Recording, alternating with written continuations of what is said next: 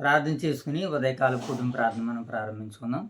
దేవతి దేవుడు మరి గత రాత్రి కాల సమయంలో చక్కటి విశ్రాంతినిచ్చి ఈ ఉదయకాల సమయంలో మరి ఆయన్ని స్తుతించి మహింపరచుకోవడానికి మరి ఆయన సన్నిధి భాగ్యాన్ని ఆయన సన్నిధి కాంతులను మరి తెస్సలోనిక పత్రిక 5వ అధ్యాయం నుంచి దేవుని యొక్క విలువైన సంగతులు మనం నేర్చుకుందాం, తెలుసుకుందాం. మరి అందుకు గాను మొదటిగా నేటి కుటుంబ ప్రార్థన మనం ప్రార్థనతో ప్రారంభించుకుందాం. మోషబాబు ప్రార్థన చేస్తాడు. ఈ యొక్క కార్యక్రమంలో ముందుకు వెళ్దాం. మహాగరుడు మహోన్నతుడు మా ప్రియాపర్లకు తండ్రి మీకు గడమైన ఉన్నతమైన శ్రేష్టమైన నామానికి వేలాది వందల స్థితులు సోదరు చేసిన తండ్రి ఇది కూడా తండ్రి ఉదయకాల సమయంలో తండ్రి వేగున తండ్రి మీ సన్ని భాగ్యం మాకు కలిగించేందుకు మీకు వేలాది వందల స్థితులు సోదరు చేయించుకున్న తండ్రి ఇది కూడా తండ్రి ఉదయకాల సమయంలో తండ్రి తెస్సలోనికీయులకు రాసిన పత్రిక తండ్రి 5వ అధ్యాయం చివరి అధ్యాయం తండ్రి మీరు చదువుతుండగా మాకు సమృద్ధిమైన తెలుగు జ్ఞానం ప్రదర్శించారు తండ్రి ఇది కూడా తండ్రి ఈ తెస్సలోనికీయుల పత్రిక తండ్రి ప్రారంభించిన తండ్రి ఈ ముగింపు వరకు మీరు మమ్మల్ని క్షేమంగా నడిపించండి. మీకు వేలాది స్థితులు సోదరు చేయించుకోండి. ఈ చిన్న ప్రార్థన టొప్పు పర్వాలు క్షమ నడుకుంటూ ఈ ప్రార్థన యేసుక్రీస్తు నామములో అడిచిన మా ప్రియాపర్లకు తండ్రి ఆమేన్. జై తల్లి ప్రార్థన. ప్రార్థన పరలోకమందున్న మా తండ్రి, పరలోకం మా కన్న తండ్రి, ఈ కన్నమైన మా నామానికి వెడ తెచ్చుకున్నాం తండ్రి. ఉదయకాల సమయం వేగురుమ తండ్రి నీ సన్నిధి బాగా అడుగురించి మీకు ఎలా తెచ్చుకున్నాం తండ్రి. ఉదయకాల సమయంలో మొదటి అసలు రాసుకున్న పత్రిక తండ్రి 5వ అధ్యాయం చదువుకున్నాం తండ్రి. ఈ చివరి అధ్యాయంలో తండ్రి నీ నామయం అతుంటుంది తండ్రి.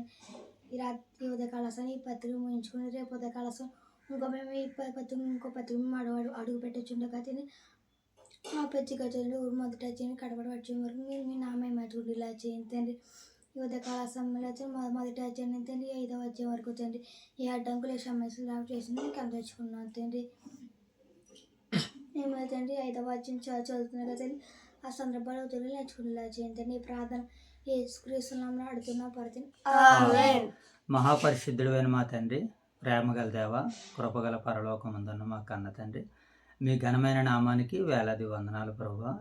తండ్రి గత సమయంలో గత కాలంలో మీ సహాయాన్ని సహకారాన్ని చక్కటి విశ్రాంతినిచ్చి వేకుజాముని నాయన మమ్మల్ని సజీవులుగా లేపి నాయన మా పనిపాట్లో ఇంతవరకు మీ తోడును అనుగ్రహించినందుకే కృతజ్ఞతలు తెలుపుకుంటూ తండ్రి యొక్క సమయంలో తెస్సలోనికీయులకు రాసినటువంటి పత్రిక 5వ అధ్యాయాన్ని బైబిల్ పఠనంగా లేఖన భాగాల్ని చదువుకోవడానికి నేర్చుకోవడానికి మేము సిద్ధపడుతుండగా మీ యొక్క పరిశుద్ధాత్మ మాకు తోడుగా సహాయంగా దయచేయండి.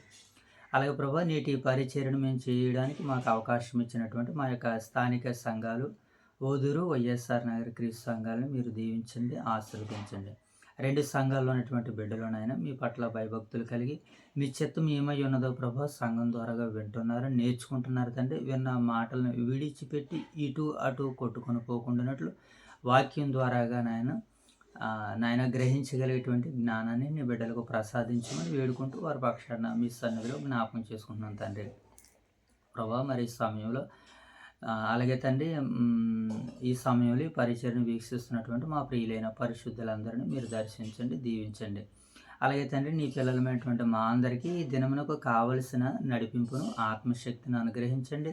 ఈ దినమంతట్లో మిమ్మల్ని చూడగలిగే కన్నులను, మీకు లోబడగలిగే మంచి మనసును, మారు మనసును మాకు దయచేయమని నాయన తండ్రి. మరి ఈ సమయంలో తెస్సలోనికీయుల పత్రిక చివరి అధ్యాయాన్ని మేము బైబిల్ పఠనంగా చదువుతుండే మీ యొక్క ఆత్మతో మమ్మల్ని నింపమని నడిపించమని, అలాగే కార్యక్రమం వీక్షిస్తున్నటువంటి పరిశుద్ధులందరినీ జ్ఞాపకం చేసుకుంటూ తండ్రి ఈ యొక్క పరిచర్య మీకు మహిమకరంగా మా అందరికీ దీవెనకరంగా ఆశీర్వాదకరంగా మీరు జరిగించమని నడిపించమని మా రక్షకుడైన యేసుక్రీస్తు వారి నామములో ఈ ప్రార్థన మీకు సమర్పిస్తున్నాం తండ్రి ఆమేన్.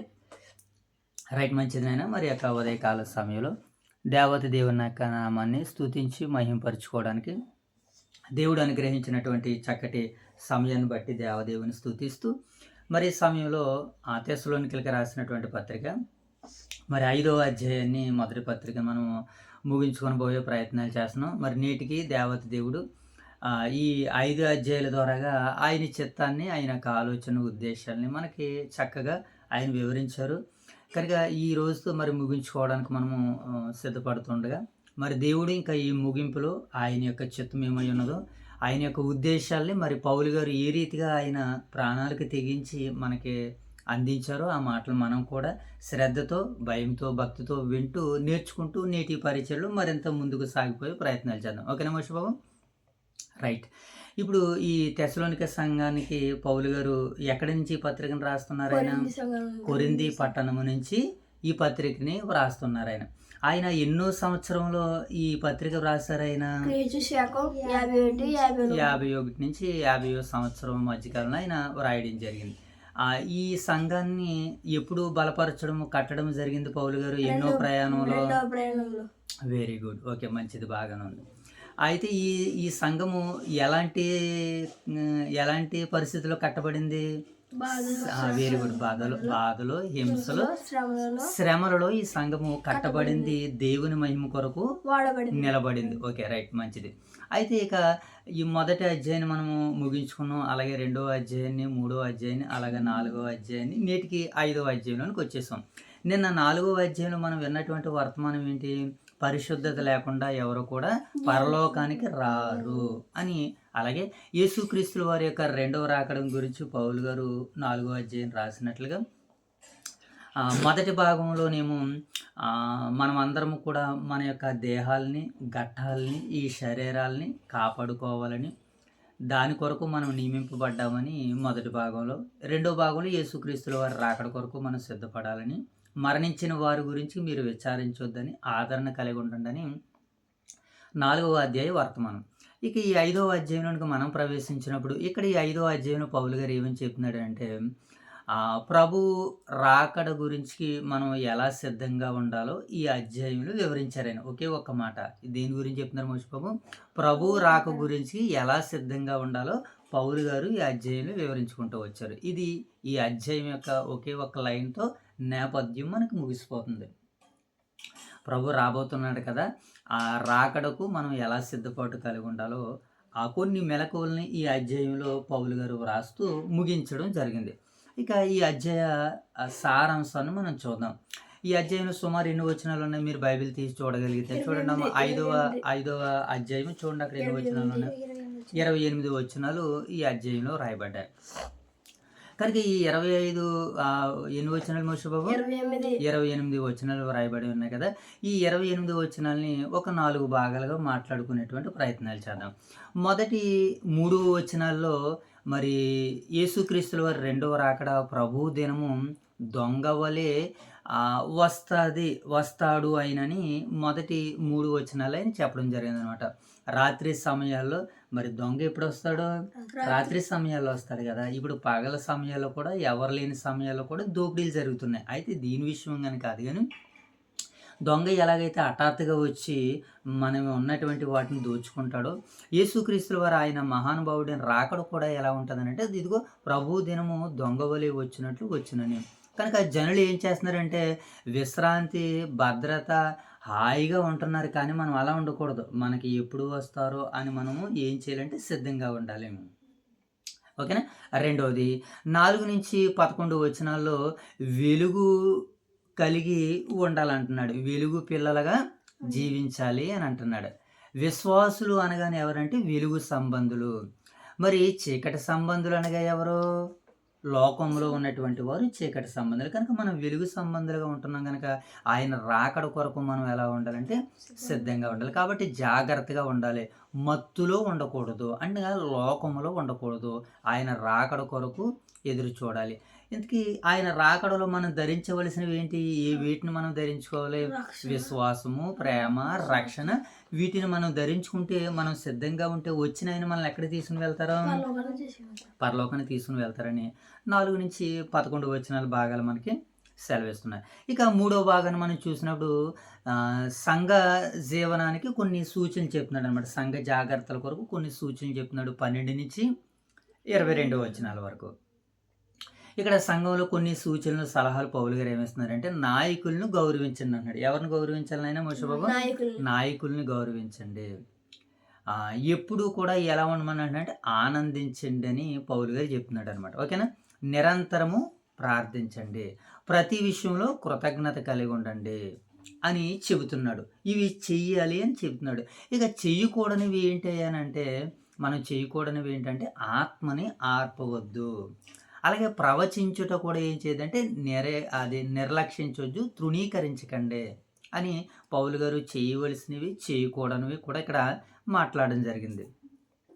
మంచి వాటిని ఏం చేయాలంటే హత్తుకోవాలి, చెడ్డ వాటిని ఏం చేయాలంటే విడిచిపెట్టాలని చేయకూడనివి కూడా ఇక్కడ చెబుతున్నాడు, చేయవలసినవి కూడా ఇక్కడ చెప్పాడు. ఎన్నో వచనం అంటే 12-22 వచనాలు ఈ భాగాలు మనకు కనబడతాయి. ఇక చివరి భాగాలు మనం చూసినప్పుడు 23-28 వచనాల్లో ఆశీర్వాదము, అలాగే ముగింపుగా ఆయన కొన్ని ఆశీర్వాదాలతో ముగిస్తున్నాడు అనమాట. ముగింపు ఆశీర్వాదము చూద్దాం. దేవుడు మనను సంపూర్ణంగా పరిశుద్ధపరచాలని దేవుడు ఈ సంఘ బిడ్డలందరినీ కూడా దేవుని పక్షాన్ని వేడుకుంటున్నాడు. ఎలా మోషే బాబు?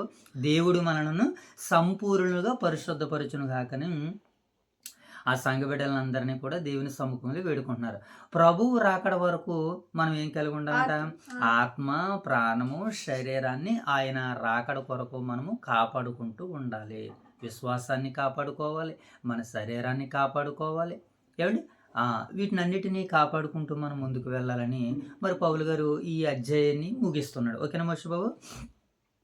ఇక ఈ అధ్యాయంలో ఇంకా కొన్ని సందర్భాలను మనము ఈ అధ్యాయాన్ని బట్టి వివరాల్లోనికి మనం వెళ్తే మనకి ఇంకా కొన్ని మాటలు అర్థమవుతాయి. ప్రభువు రాక ఎలా వస్తుందని మనం తెలుసుకున్నాం. అకస్మాత్తుగా వస్తుంది. అంటే దొంగ వలె వచ్చినన్నాడు. ఆయన ఎలా వస్తాడంటే అకస్మాత్తుగా.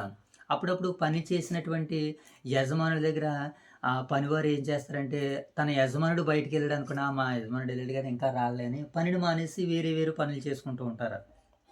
మనం అలాగ ఉండదు. యజమానుడు ఏ పనులు అయితే అప్పగించాడో ఆ పనిలో నిబద్ధత కలిగి ఉండాలి. అలా నిబద్ధత కలిగి ఉండడం వలన యజమానుని బట్టి మన కుటుంబాలు మేలుకరంగా ఉంటాయి, క్షేమకరంగా ఉంటాయి. కనుక ప్రభువు రాక ఎలా ఉంటుంది అంటే మోషే బాబు అకస్మాత్తుగా ఉంటుంది. కనుక మనం ఎలా ఉండాలి? సిద్ధంగా ఉండాలి.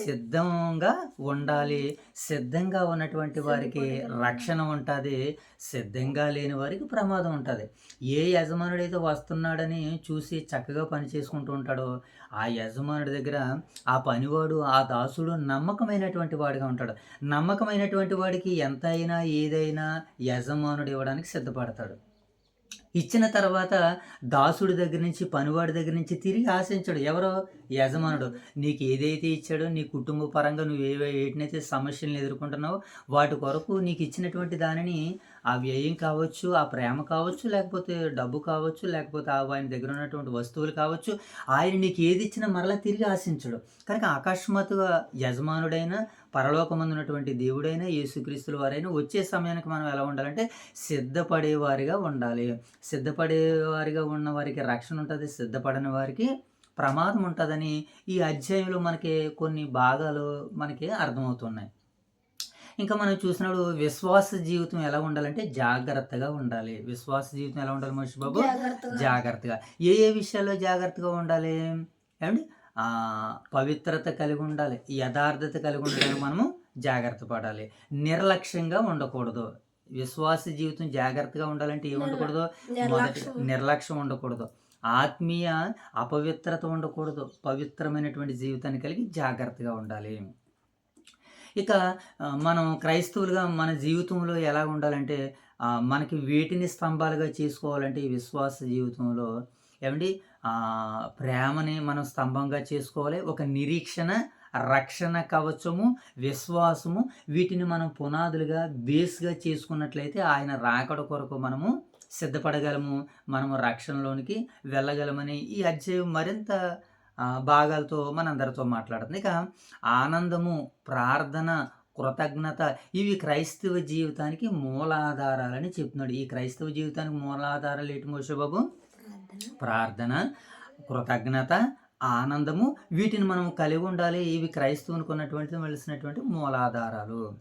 పరిశుద్ధతయే దేవుని చిత్తమని ఈ అధ్యాయం మనందరితో నొక్కి వక్కాలించి మాట్లాడుతుంది. ఏంటినైనా పరిశుద్ధతయే దేవుని చిత్తము. దేవుడు మన జీవితాన్ని పూర్తిగా మార్చాలని కోరుకుంటున్నాడు. పూర్తిగా మనం మారిపోవాలని దేవుడు మనల్ని బట్టి కోరుకుంటున్నాడు. దొంగలా వచ్చే ప్రభు ఎలా వస్తాడు నాయన? ఇది భయపెట్టడానికి కాదు కానీ అండ్ జాగ్రత్తగా ఉండడానికి ఏం చేస్తున్నాడనంటే హెచ్చరిక చేస్తున్నటువంటి సందర్భాలు. ఓకేనా? మనం ఎలా ఉండాలని నేర్చుకున్నాం? వెలుగు పిల్లలుగా ఉండాలి. వెలుగు అని అంటే సత్యము, పరిశుద్ధత. మరి చీకటి అని అంటే పాపము, అజ్ఞానము. ఓకేనా? ఇలా మనం వెలుగు సంబంధాలుగా ఉండాలి. ఆత్మీయ కవచం విశ్వాసి యుద్ధానికి సిద్ధపడినట్లుగా ఉండాలి. ఆత్మీయ జీవితానికి విశ్వాసి ఆ యుద్ధాన్ని ఏవండి కవచంగా ధరించుకోవాలి. దీనిని శిరస్త్రాణాన్ని కవచంగా ధరించుకోవాలని ఇక్కడ మాట్లాడుతున్నాడు. విశ్వాసము, రక్షణ, ప్రేమ, బలము, నిరీక్షణ, ఆశ అనేటువంటి వాటిని కవచంగా ధరించుకోవాలని పౌలు గారు ఈ అధ్యాయంలో వారిని మరింత మేల్కొల్పుతున్నట్లుగా మనకు కనబడుతుంది. ఇక సంఘ జీవితం ఒకరికొకరు ఏం చేసుకోవాలంటే ప్రోత్సహించుకోవాలి. సంఘంలో ఉన్నటువంటి వారు సహోదరులు ఒకరినొకరు ప్రోత్సహించుకోవాలి. నాయకుల్ని ఏమి చేయాలి? వారిని గౌరవించాలి. ఇది ఆరోగ్యమైన సంఘానికి ఉండవలసినటువంటి అవసరతలు, సంఘానికి ఉండవలసినటువంటి లక్షణాలు అని పౌలు గారు ఈ అధ్యాయంలో మరింతగా నొక్కి మాట్లాడుతున్నారాయన. పరిశుద్ధత దేవుడు మనలో ఏమండి చూడాలనుకుంటున్నాడు. ఆత్మ, ప్రాణము, శరీరము అన్నింటినీ పరిశుద్ధపరుచుకోవాలని దేవుడు కోరుకుంటున్నట్లుగా ఈ అధ్యాయం మనకి సెలవిస్తుంది. ఇక ముగింపుగా ముఖ్యాంశాలుగా ఈ అధ్యాయం టోటల్గా మనకి ఏమి నేర్పిస్తుంది అని అంటే, ప్రభు రాక నిజం. ఏమి నేర్పిస్తుంది మోషబా మనకి? ప్రభు రాక నిజము. అది ఎలా జరుగుతుంది? అకస్మాత్తుగా జరుగుతుంది. కాబట్టి మనము సిద్ధంగా ఉండాలి. సిద్ధంగా ఉండడంలో భాగంగా పరిశుద్ధంగా ఉండాలి, పవిత్రంగా ఉండాలి, యథార్థంగా ఉండాలి, నీతిగా ఉండాలి, జాగ్రత్తగా కలిగి ఈ క్రైస్తవ జీవితాన్ని, ఈ దేహాల్ని, ఈ ఘట్టాలని మనము కాపాడుకోవాలని ఈ 5వ అధ్యాయము చివరి భాగాలు మనకి సెలవిస్తున్నాయి. ఇప్పుడు టూకీగా మనము 5వ అధ్యాయంలో రాయబడినటువంటి వచనాలు మనం చదివేసుకుందాం. ఓకేనా మోషబాబు? ఒకసారి మనం ఎలాగైనా దీంట్లో తీయలోగానే నువ్వు రెఫరెన్స్ ఇచ్చినట్టు చూసుకుందాం. ఒకసారి 5వ అధ్యాయము మొదటి నుంచి మనం చదువుకుందాం. సహోదరులారా, ఆ కాలమును గూర్చి, ఆ సమయమును గూర్చి మీకు వ్రాయనక్కర్లేదు. ఏటట మోషబాబు? ఆ కాలమును గూర్చి, ఆ సమయమును గూర్చి మీకు రాయనక్కర్లేదు. ఏ కాలము, ఏ సమయము? యేసుక్రీస్తుల వారి రెండవ రాకడ గురించి మీకు నేను వ్రాయనక్కర్లేదు అని. ఎందుకనంటే ఇదివరకే పౌలు గారు ఎన్నో పర్యాయాలు వారితో మాట్లాడారు కనుక ఈ సందర్భాలను అయినా మరొకసారి మాట్లాడుతున్నారు. ఇప్పుడు కాలాలు, సమయాలు ఎవరి స్వాధీనంలో ఉన్నవి? దేవుని స్వాధీనంలో ఉన్నవి. ప్రభు అయిన యేసుక్రీస్తుల వారు ఆ మాటని నొక్కి వక్కలించి మాట్లాడుతున్నాడు. మొదటిగా మత్తయి సువార్త 24వ అధ్యాయము 36వ వచనం చదువుదాం. మత్తయి సువార్త 24వ అధ్యాయము 36వ వచనం చదువుదాం. 36వ వచనం చదువునాను. అక్కడ ఏమని రాయబడిందో? 36. అయితే ఆ దినమును గూర్చి, ఆ గడియను గూర్చి తండ్రి మాత్రమే ఎరుగును. ఏ దినము? మరలా నన్ను ఈ భూమి మీదకి ఇక్కడ పంపించాడు కదా, నేను ఈ భూమి మీదకి రావాల్సి ఉన్నది మరలా రెండవ రాకడలో. ఆ దినమును గూర్చు, ఆ గడిని గూర్చు పరలోకమందున్న దేవుడే కానీ ఇంకెవరికి తెలియదట. ఎవరికి తెలియదు. ఆ దినమును గూర్చి, ఆ గడియను గూర్చి తండ్రి మాత్రమే ఎరుగును గాని ఏ మనుషుడైనను, తర్వాత పరలోకమందలి ఒక దూత అయినను, కుమారుడైనను ఎరగడు. అంటే నాకే తెలియదు అని యేసుక్రీస్తు వారు రెండవ రాకడ గురించి అని చెప్తున్నారు. ఆయనకి తెలియదు అని అంటే ఆయనకి తెలుసు, కానీ ఎప్పుడు వస్తాడన్నది మనకి గ్రంథంలో ఆయన ఆధారపూర్వకంగా రాయలేదు కనుక మనం ఇప్పుడు ఏం చేయాలి? సిద్ధంగా ఉండాలి. మన ఇంట్లోకి దొంగ నాతో చెప్పొస్తాడేటి? రావడం. నేను లేని సమయంలో వచ్చి అక్కడ నేను ఏవైతే సిద్ధపరచుకున్నానో వాటిని పట్టుకుని వెళ్ళిపోతాడు. అవి పట్టుకోకుండా అంటే కాపలా పెట్టుకోవాలి, వాటికి భద్రతనివ్వాలి. అలాగే ఈ హృదయాన్ని మనసుని వాడు దుష్టుడు ఎత్తుకొని పోకుండా మనం ఏం చేసుకోవాలంటే వాక్యం ద్వారాగా వాటిని మనం కాపాడుకోవాలి. అలాగే అపోస్తుల కార్యాలు 1వ అధ్యాయము 7వ వచనం చూద్దాం. దీనికి గాను మరొక మాటను కూడా మనం చూద్దాం. ఒకళ్ళు ఇవ్వండి. అలాగే 1వ అధ్యాయము అపోస్తుల కార్యాలు 7వ వచనం చదువు. కాబట్టి వారు కూడి వచ్చినాడు, ప్రభువా ఈ కాలమందు ఇశ్రాయేలుకు మరలా రాజ్యం అనుగ్రహించువాడు అడిగినప్పుడు ఆయన కాలమును గూర్చి, సమయములను గూర్చి తండ్రి స్వాధీనమందు ఉంచుకున్నాడు. అంటే ఇప్పుడు కాలాలు, సమయాలు అనేటువంటివి ఎవరి దగ్గర ఉన్నాయి మోషబాబు? తండ్రి స్వాధీనంలో ఉన్నావు కనుక మనం ఏం చేయాలి? ఆయన రాకడ కొరకు మనం సిద్ధపడాలని వాక్యం సెలవిస్తుంది. ఇక మనం 2వ వచనం చూద్దాం. చూడండి, తెస్సలోనిక పత్రిక 5వ అధ్యాయము 2వ వచనం చదువుదాం. రాత్రి వేళ దొంగ ఎలాగో వచ్చును, అలాగే ప్రభు దినము వచ్చునని మీకు బాగుగా తెలియను. లోకులు నెమ్మదిగా ఉన్నది కనుక భయమేమీ లేదని చెప్పుకొనిచుండగా గర్భిణీ స్త్రీకి ప్రసవ వేదన వచ్చినట్లు వారికి ఆకస్మికంగా నాశనము తటస్థించిన గనక వారు ఎంత మాత్రమును తప్పించుకోలేరు. అంటే పౌలు గారు ఇక్కడ ఏమని చెప్తున్నారు?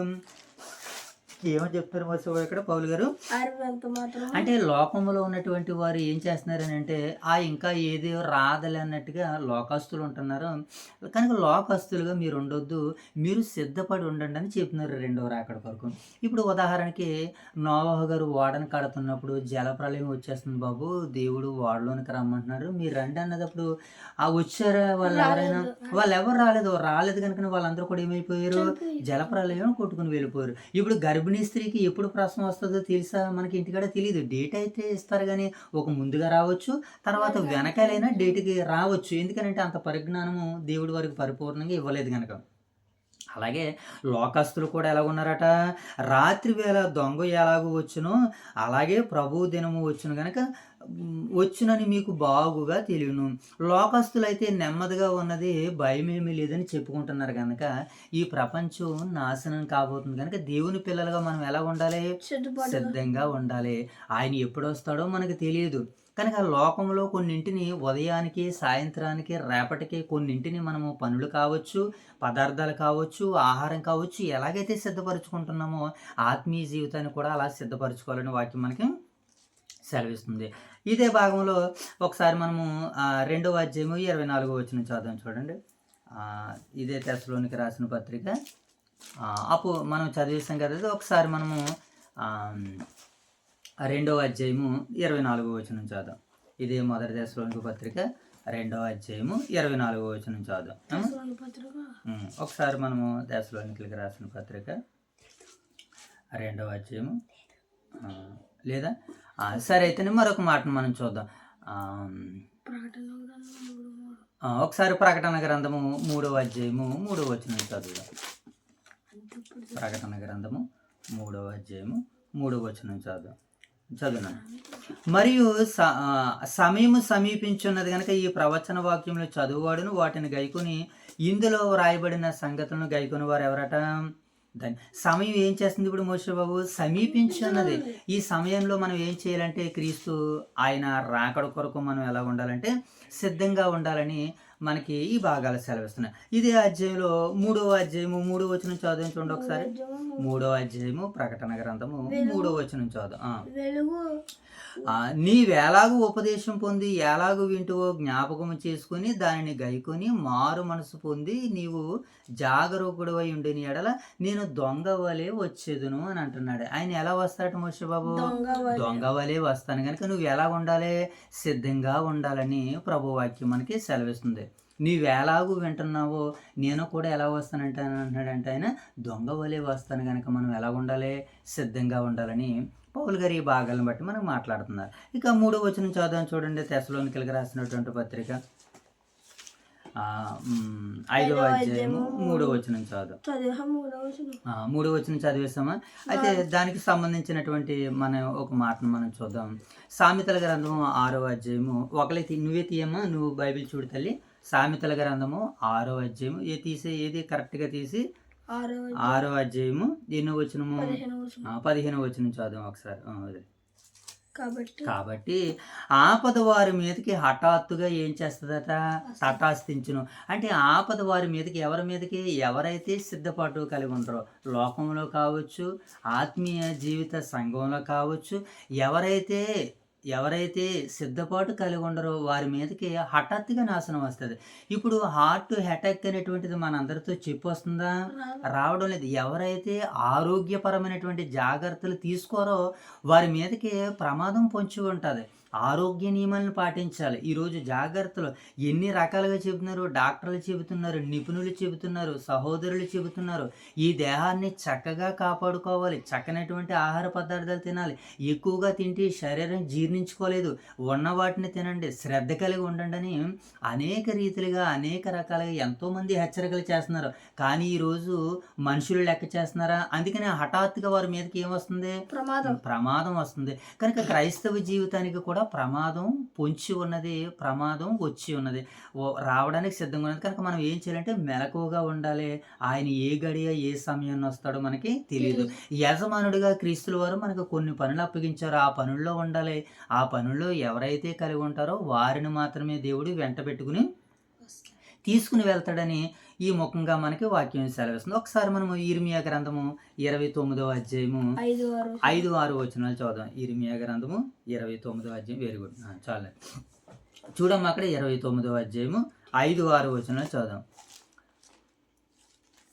ఇర్మియా గ్రంథము 29వ అధ్యాయము 5-6 వచనాలు చదువుదాం.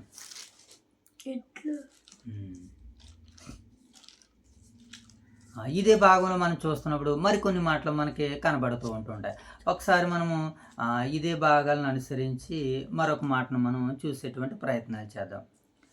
తెస్సలోనికీయులకు రాసినటువంటి పత్రిక, అక్కడికి వెళ్దాం. మరలా అక్కడి నుంచి మరికొన్ని భాగాలు మనం అర్థం చేసుకునేటువంటి ప్రయత్నాలు చేద్దాం. 5వ వచనం చదువు. మీరందరూ వెలుగు సంబంధులు వలె పగటి సంబంధులనై ఉన్నారు. మనము రాత్రి వారము కాము, చీకటి వారము కాము. మీరందరూ వెలుగు సంబంధులను పగటి సంబంధులనై ఉన్నారు. అంటే దేవుని రాకడ కొరకు ఎవరైతే సిద్ధపాటు మనసు కలిగి ఉంటారో వారు ఎలాగున్నారట? వెలుగు సంబంధులు, పగటి సంబంధులు. వెలుగు సంబంధులు, పగటి సంబంధులు ఎలా ఉంటారో అన్ని విషయాల్లో కూడా జాగ్రత్తలు వహిస్తారు. మరి చీకటి సంబంధులు ఏమండి, అపవాది సంబంధులు ఎలా ఉంటారంటే సమయం అంటే ఏంటో తెలియదు, కాలం అంటే ఏంటో తెలియదు కనుకనే అనేక మంది ఇదిగో నిత్యాగ్ని దండానికి వెళ్ళిపోతున్నారు. వారిని పురుకొల్పాలని, రేపాలని మనం ఎలా ఉండాలి? వెలుగు సంబంధులుగా ఉండాలి. అలాగే మరలా పగటి సంబంధులుగా ఉండాలని వాక్యం మనకి సెలవిస్తుంది. ఒకసారి ఇది పక్కన ఉన్నటువంటి ఎపిసి పత్రిక 5వ అధ్యాయము ఒకసారి 8వ వచనాన్ని చదువుదాం. ఎపిసి పత్రిక 5వ అధ్యాయము 8వ వచనం చదువుదాం. అక్కడ రాయబడినటువంటి ఆ మంచి మాటను చూడండి. ఎపిసి పత్రిక 5వ అధ్యాయము 8వ వచనం చదువుదాం. పూర్వం మీరు చీకటయ్యి ఉంటారు. పూర్వం ఎలా ఉన్నారట? ఇప్పుడు క్రీస్తు నమ్మిన తర్వాత మనం అందరం ఎలా ఉన్నాము? వాక్యం ద్వారాగా వెలుగుగా ఉన్నాం. Very good. కాబట్టి పూర్వం మీరు చీకటై ఉంటిరి, ఇప్పుడైతే ఎలా ఉన్నారట? ప్రభువునందు వెలుగై ఉన్నారు. వెలుగు ఫలము సమస్త విధములైన మంచితనము, నీతి, సత్యము వాటిలో ఉన్నవని వాక్యం మనకి ఏం చేస్తుంది? మోషబాబు సెలవిస్తుంది. కనుక మనం అందరం కూడా ఇప్పుడు ఎలా ఉండాలి? జాగ్రత్తగా ఉండాలని వాక్యము సెలవిస్తుంది. మీరందరూ వెలుగు సంబంధులను పగటి సంబంధులనై ఉన్నారు. మనము రాత్రి సంబంధులము కాము. కావున ఇతరుల వలె నిద్రపోక మనం అందరం కూడా మెలకుగా ఉండి మత్తులము కాక ఇందుము. ఏమండి, లోకస్తులు ఎలాగుంటున్నారు? నిద్రపోతూ ఉంటున్నారు. అనగా లోకం అనగానే ఏంటనంటే చీకటి కనుక వారు నిద్రిస్తూ ఉంటున్నారు. వెలుగు సంబంధులు నిద్రించడానికి వీలులేదు. మరి మనం ఎలాగుండాలి? మెలకు కలిగి ఉండాలి. ఆ మహానుభావుని రాకడ కొరకు మనము సిద్ధపడి ఉండాలి. అలాగే కొలసీ పత్రిక 1వ అధ్యాయము 13వ వచనం చదవండి ఒకసారి. కొలసీ పత్రిక 1వ అధ్యాయము 13వ వచనం కూడా మనం చదువుకుందాం. ఆయన మనలను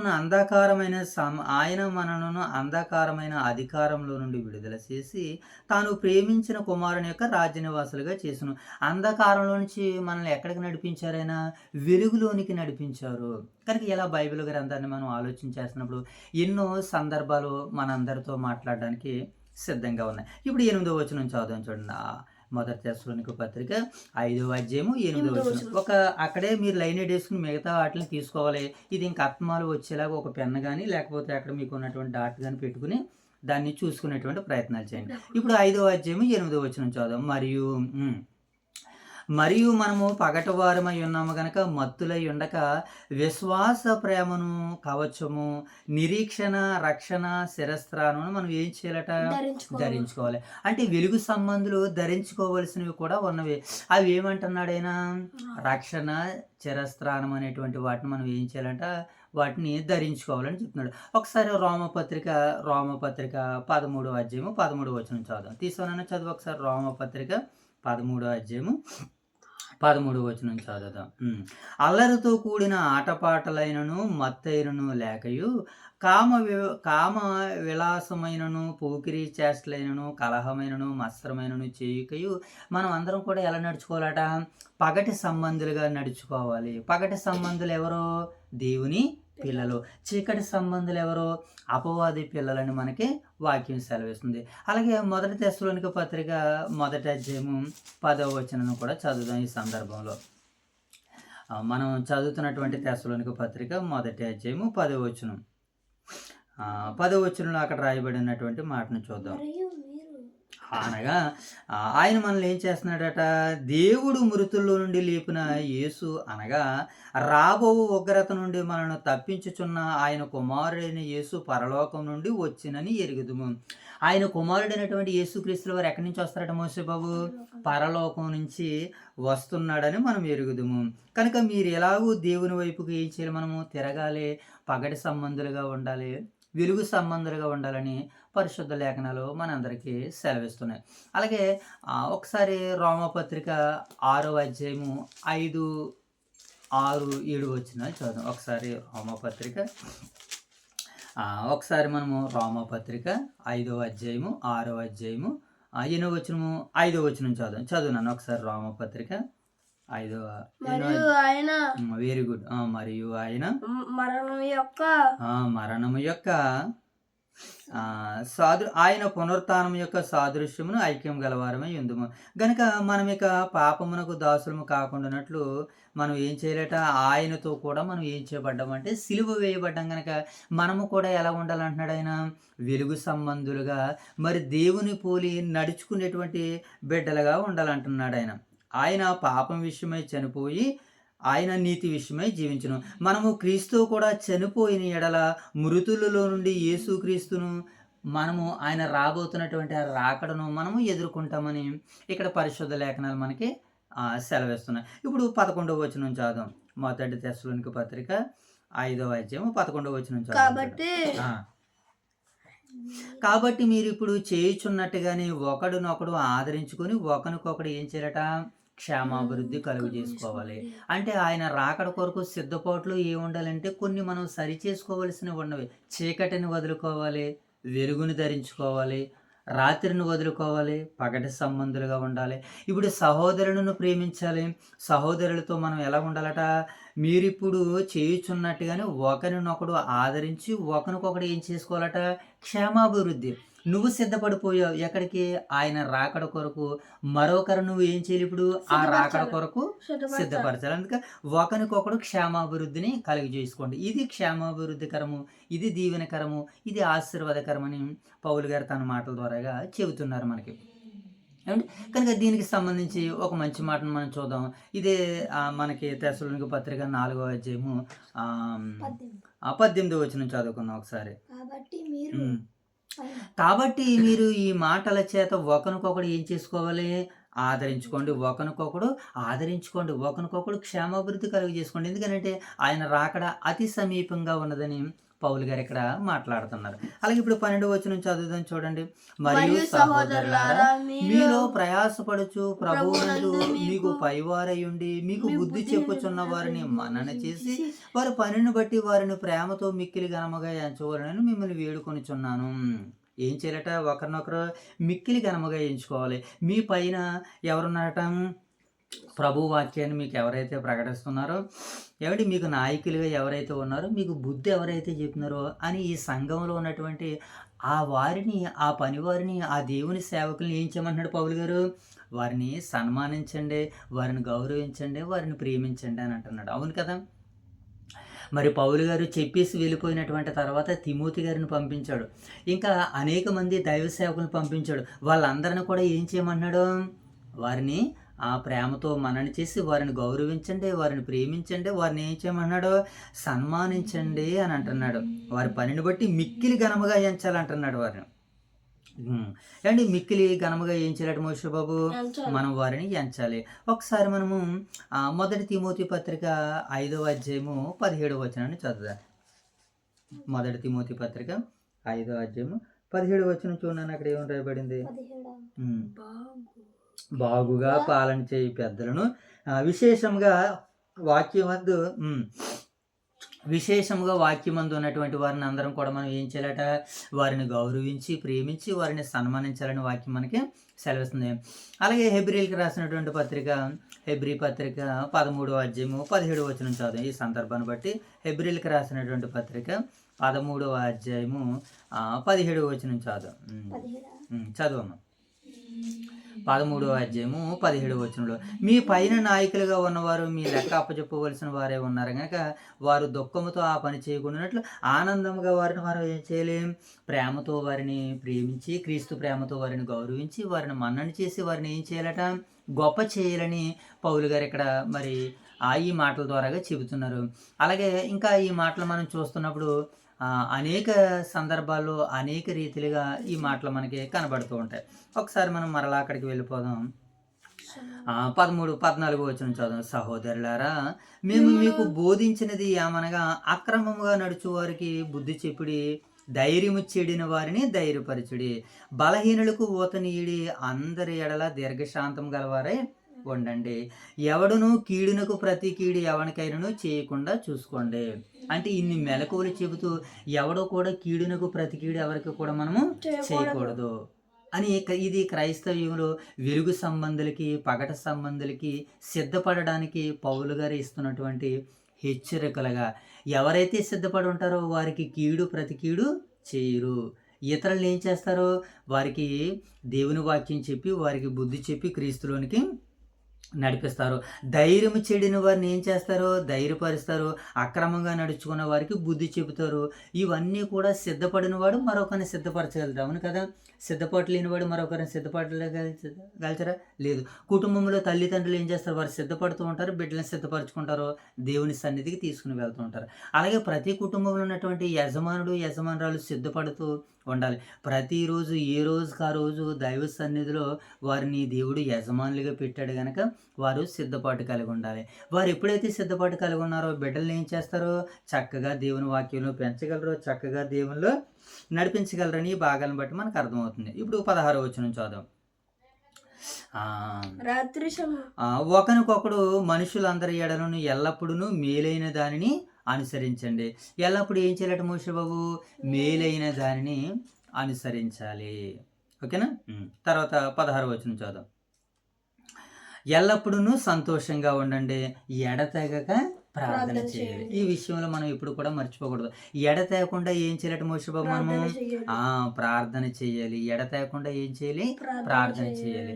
దానికన్నా ఒక మంచి సందర్భాన్ని చూద్దాం. చూడండి, కొలసీ పత్రిక 1వ అధ్యాయము ఒకసారి మనం ఆ మంచి మాటలు మనం చూద్దాం.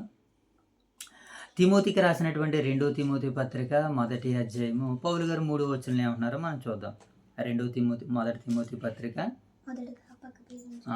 2వ తిమోతి పత్రిక 1వ అధ్యాయము 3వ వచనం చూద్దాం. నా ప్రార్థన యందు ఎడతెగక నిన్ను ఏం చేస్తున్నాను అంటున్నాడు ఆయన. జ్ఞాపకం చేసుకున్నాను.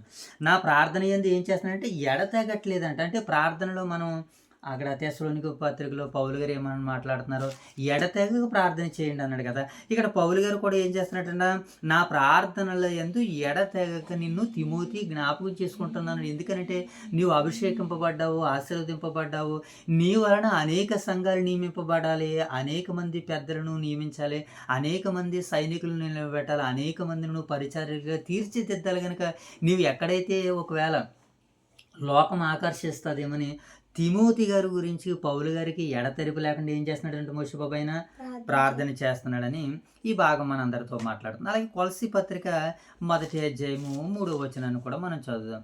కొలసీ పత్రిక 1వ అధ్యాయము 3వ వచనం చదువుదాం. కొలసీ పత్రిక. పరలోకమందున్న మీ కొరకును ఉంచబడిన నిరీక్షణను బట్టి మేము వినినప్పుడల్లా మీ నిమిత్తము ఏం చేస్తున్నామట, ఎల్లప్పుడూ మీ నిమిత్తం ప్రార్థన చేయొచ్చు. ఎల్లప్పుడూ మీ నిమిత్తం ఏం చేస్తున్నట్టయితే ప్రార్థన చేయొచ్చు అన్నాడట. కనుక ఈ ఎడతెగక ప్రార్థన చేయమని బైబిల్ చెబుతుంది, పౌలు గారు చెబుతున్నారు. కనుక ఇక్కడ మనం కూడా ఇప్పుడు ఏం చేయాలి, ఎడతెగకుండా ప్రార్థన చేయాలని వాక్యం మనకి సెలవిస్తుంది. కనుక ఇంకా ఆ మంచి మాటలు మనం చూడడానికి మరిన్ని ప్రయత్నాలు మనం చేద్దాం. ఒకసారి ఏపీసీ పత్రిక 6వ అధ్యాయము 18వ వచనాన్ని కూడా చదువుదాం. ఏపీసీ పత్రిక 6వ అధ్యాయము 18వ వచనం చదువుదాం. ఆత్మ వలన ప్రతి సమయమందును. ఆత్మ వలన ఏంటంటే మోషబాబు? ప్రతి సమయమందును. అందుకని వాక్యమును బోధించుము సమయమందును అసమయమందును. ప్రయాసపడాలి, సిద్ధపడాలి.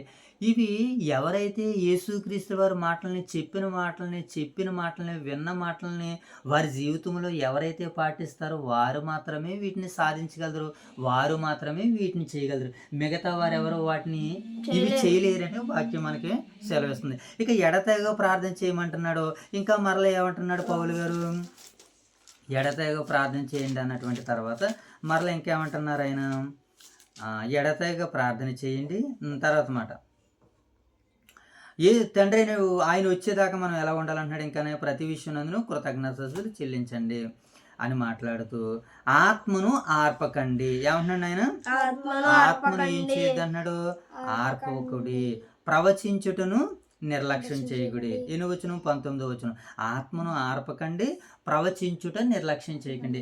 ఆత్మ ఎలా ఆరిపోతుంది? మనము యేసుక్రీస్తుల వారు లేదా పౌలు గారు చెప్పినటువంటి మాటలకు మనం సిద్ధపడలేదనుకోండి, ఆత్మ ఏమవుతుంది?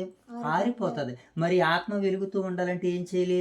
మనం నిరంతరం వాక్యంతో బైబిల్తో సాధన చేయాలి. కనుక దేవుని ఆత్మ విశ్వాసుల హృదయాలకు వేడిని, వెలుగును, ఆసక్తిని వ్యతిరేకించి మంటని ఇస్తుంది అనమాట. ఏంటది? దేవుని వాక్యం. మరొకసారి, ఆత్మ ఏమండి?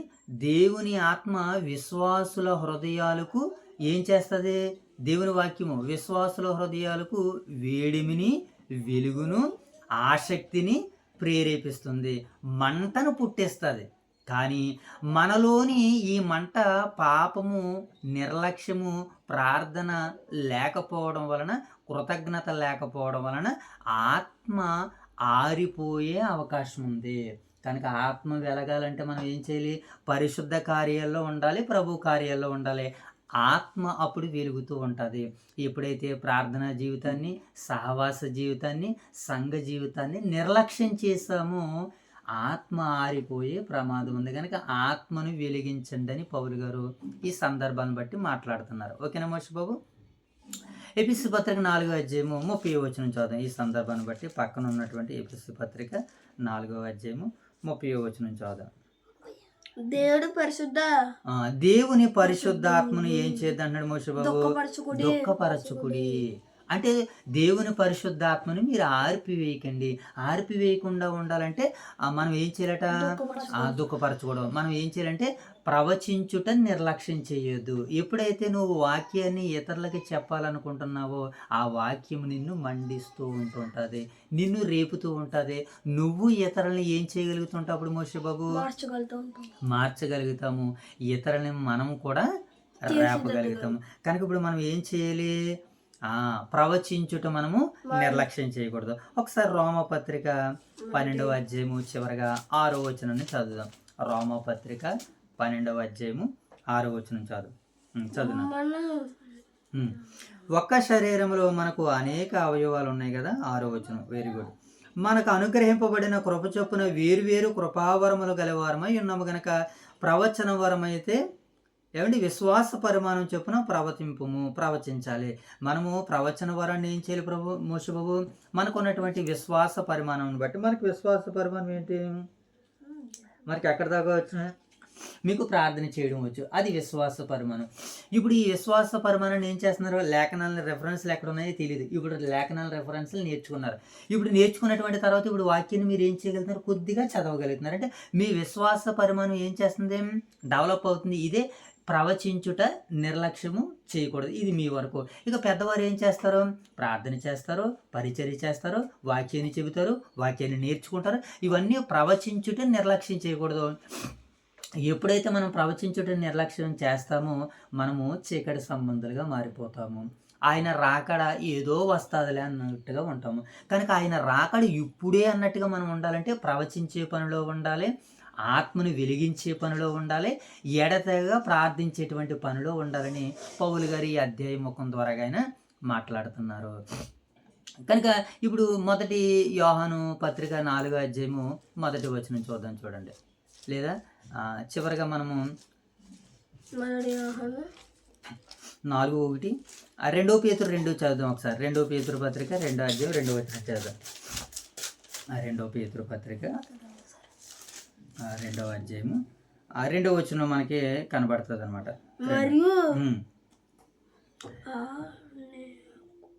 వీరిని బట్టి ఏం చేస్తుందనంటే మనము దేవునిలో అందరం ఎలా ఉండాలంటే మనము ప్రవచించే విషయంలో ఎలా ఉండకూడదు, నిర్లక్ష్యంగా ఉండకూడదు, ఆత్మని వెలిగించుకునే పనిలో ఉండాలి. అలాగే ఎడతెగ ప్రార్థన చేయాలని పౌలు గారు ఈ అధ్యాయంలో చివరి మాటలు మాట్లాడుతూ ఆయన ముగించేశారు. ఇప్పుడు కింద వచనాలు కూడా మనం ఒకసారి రివిజన్ చేసుకుని మనం ముగించేసుకునేటువంటి ప్రయత్నాలు చేద్దాం. 23వ వచనం, ఆత్మను ఆర్పడికి ప్రవచించడం నిర్లక్ష్యం చేయకూడదు, సమస్తమును పరీక్షించి ఏం చేయాలట మోషే బాబు, మేలైన దానిని చేపట్టాలి. అంటే సమస్తాన్ని మనం ఏం చేయాలి, వాక్యాన్ని దేవుడు ఎక్కడ ఏదైతే చెప్పాడో దానిని మనము పరీక్షించేటువంటి వారిగా ఉండాలి. ఇంకా తర్వాత మాటగా అంటున్నాడు, సమాధానకర్తయగు దేవుడు ప్రతి విధమైన కీడికి ఏం చేయాలట, దూరంగా ఉండాలి. ప్రతి విధమైన కీడికి దూరంగా ఉండాలి, సమస్తాన్ని పరీక్షించాలి. ఇన్ని రకాలుగా మనం ఉంటున్నప్పుడు మనం ఎలాగ ఉంటామంటే ఏ రోజుకి ఆ రోజు సిద్ధపాటు హృదయాన్ని కలిగి ఉంటాం. ఇన్ని రకాలుగా ఇన్ని రీతిలుగా వాక్యం నాతో మాట్లాడుతుంది కదా, ఇప్పుడు నేను ఏం చేయాలి, ఆయన రెండవ రాకడ కొరకు నేను సిద్ధపడి ఉండాలి. సమాధానకర్తయగు దేవుడు మిమ్మను ఏం చేయాలట, పరిపూర్ణులుగా పరిశుద్ధపరచబడును గాక, మీ ఆత్మ జీవము శరీరము మన ప్రభు అయిన యేసుక్రీస్తు రాకడ యందు నిందారహితులుగాను సంపూర్ణముగాను ఉండినట్లు కాపాడబడును గాక. మిమ్మల్ని పిలిచిన వాడు నమ్మకమైన వాడు గనక అలాగూ చేయను. సహోదరులారా మా కొరకు ప్రార్థన చేయండి. పౌలు గారు ఏం కోరుకుంటున్నాడు, ప్రార్థన రిక్వెస్ట్ కోరుకుంటున్నాడు. ఏమంటే ధనాన్ని రిక్వెస్ట్ చేయలేదు ఆయన. ఏమండి మరి ఇంకా ఏవేవో వస్తువులు వెండిని బంగారాన్ని ఆయన రిక్వెస్ట్ చేయలేదు. ఆయన కోరుకునేది ఒకే ఒక్కటి, ఏంటి, మనము కూడా ఇతరుల నుంచి ఏమి ఎక్స్పెక్ట్ చేయాలంటే మా కొరకు ప్రార్థన చేయండి. మనం వారి మనసులో మనల్ని ప్రార్థనలో జ్ఞాపకం చేసుకున్నారనుకోండి, మనం అడగవసరం వద్దు, మన గురించి వారు వ్యక్తిగతంగా ప్రార్థన చేసి మన అవసరాలు ఏంటో వారికి కనబడతాయి. అప్పుడు వారి దగ్గర ఉన్నటువంటి వాటిని మన అవసరాలను వారు తీరుస్తారు. మన అవసరాలు తీర్చడానికి మనం నాకు డబ్బులు ఇవ్వండి బాబు, నాకు అది ఇవ్వండి అని చెయ్యి పెట్టి అడగకూడదు. మా కొరకు ప్రార్థన చేయండి అంటే, మీ కొరకు ప్రార్థన చేసినప్పుడు నీ అవసరతలు ఏంటి ఆయన కంటికి కనబడతాయి.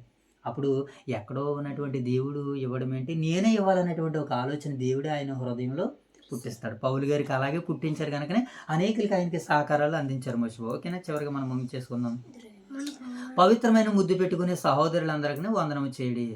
సహోదరులందరికీ ఈ పత్రిక చదివి వినిపించవలని ప్రభు పేరట మీకు ఆజ్ఞాపించుచున్నాను. మన ప్రభువైన యేసుక్రీస్తు కృప మీకు తోడై ఉండును గాక. మహాగణుడైన మా తండ్రి, మహోన్నతుడైన దేవ, పరిశుద్ధుడైన తండ్రి, మీకు వందనాలు ప్రభా. ఈ సమయంలో మొదటి తెస్సలోనిక పత్రిక 5వ అధ్యాయం ద్వారా మీరు మాతో మాట్లాడి తండ్రి, కొన్ని విలువైనటువంటి మాటలు మీరు మాకు అనుగ్రహించారు, అందించారు.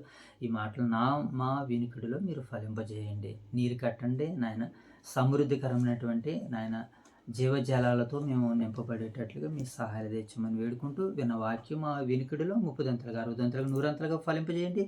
ఈ మాటలనైనా ఏ బిడ్డలనైతే ఏ హృదయాలనైతే మీరు తాకాలని ఆశిస్తున్నారో ప్రభా, ఆ బిడ్డల హృదయాలు తాకబడి వెలిగింపబడి వారిలో ఉన్నటువంటి చీకటిని పారద్రోలుకుని పరిశుద్ధతను వెలుగును నేను నింపుకుని సత్యంతో నీ బిడ్డలు ముందుకు సాగిపోయే భాగ్యాన్ని తెచ్చేయండి. ఇంత గొప్ప మహాజ్ఞానానికి మమ్మల్ని వారసులు చేసినటువంటి మా ప్రియమైన క్రీస్తు సంఘాలు ఓదూరు వైఎస్ఆర్ నగర్ ఉన్నటువంటి సంఘాన్ని నడిపిస్తున్నటువంటి మా ప్రియులు దైవ సేవకుల కుటుంబాలని, పెద్దల కుటుంబాలని, పరిచారకుల కుటుంబాలని, యవనస్తుల కుటుంబాలని దీవించమని ఆశీర్వదించమని వేడుకుంటూ తండ్రి, ఈ దినమునకు కావలసిన నడిపింపును ఆత్మశక్తిని అనుగ్రహించండి. ఈ దినమంతట్లో మిమ్మల్ని చూడగలిగే కన్నులు, మీకు లోపడగలిగే మంచి మనసు, మారు మనసు మాకు దయచేయమని మా ప్రభువైన యేసుక్రీస్తు వారి నామములో ఈ ప్రార్థన మీకు సమర్పిస్తున్నాం తండ్రి. ఆమేన్. అందరికీ వందనాలు.